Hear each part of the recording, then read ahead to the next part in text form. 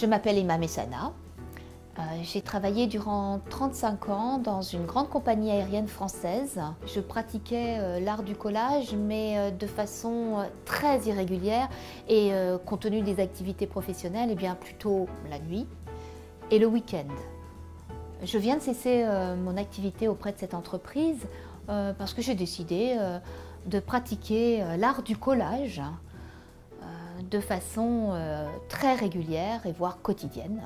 Une fois que j'ai trouvé le thème du collage et le format du papier, alors là je vais aller tout simplement puiser dans des fragments de papier que je conserve et que je classe chez moi. Ensuite, je procède au placement sur cette feuille, petit fragment par petit fragment, de papier que je vais avoir découpé, recoupé, déchiré, redéchiré, jusqu'à ce que je trouve le petit trésor que je vais placer ici ou là, qui va tout à coup faire en sorte que la composition devient harmonieuse, qu'elle a un sens et qu'elle me parle vraiment, qu'elle raconte l'histoire que j'avais dans ma tête. Pour l'instant, rien n'est vraiment collé, donc je vais prendre ma tablette numérique, je vais photographier cet assemblage, parce qu'ensuite cela va me guider pour coller à l'endroit exact que j'avais choisi chaque fragment. Parce que là, il n'est plus question de refaire l'histoire.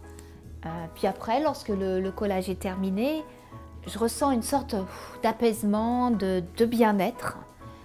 Je ressens du plaisir à avoir composé cette histoire, à raconter. J'aime bien raconter les histoires.